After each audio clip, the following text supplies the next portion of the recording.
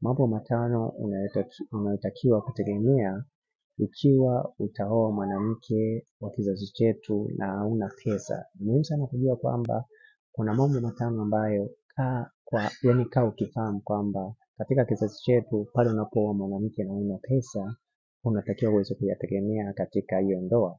Kwa hiyo ni mambo matano ambayo huwa yanatokea kwa ndoa nyingi, kwa wale ambao wanaume wanaoa wanawake wa kizazi chetu wakiwa hawana pesa. Na ni vyema zaidi kutambua kwamba ukilinganisha na kizazi cha miaka ya zamani na kizazi chetu, wanaume walivyokuwa wanaoa wanawake hawana pesa, wanawake walikuwa hawana haya mambo ambayo nitaweza kuyataja, lakini kwa kulingana na kizazi chetu wanawake hufanya haya mambo. Kwa hiyo ni mambo matano ambayo unatakiwa uweze kuyategemea ukiwa utaoa mwanamke wa kizazi chetu na hauna pesa.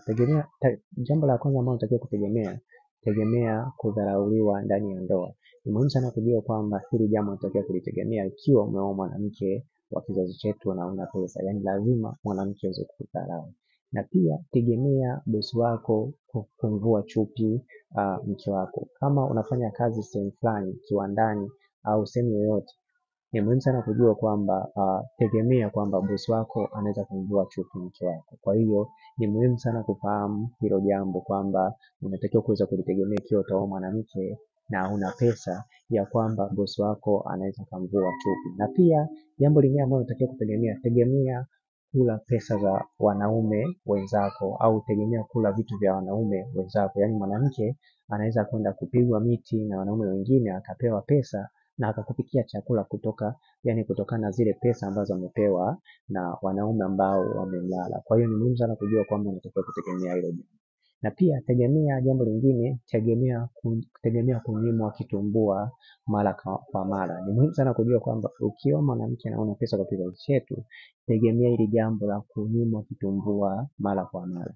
Na pia jambo lingine ambalo unatakiwa kutegemea, tegemea maneno ya kejeli kutoka kwa mke wako kutokana na jinsi ambavyo hauna pesa. Hili pia ni mojawapo ya jambo ambalo unatakiwa kutegemea ikiwa utaoa mwanamke na hauna pesa. Kama unahitaji kupata video za kufanya mapenzi au kupata ushauri unaohusiana na kufanya mapenzi, hakikisha unanicheki WhatsApp kwa namba 0713 7287 36. Na kama upo nje ya Tanzania, anza na jumlisha 255 713 7287 36. Naitwa Isaac Kanyankole, asante na karibu. Kumbuka pia unaweza kupata hiki kitabu. Kitabu hiki kitakusaidia sana kuingia katika mahusiano sahihi au ndoa sahihi. Cheki WhatsApp kwa namba 0713 7287 36 kupata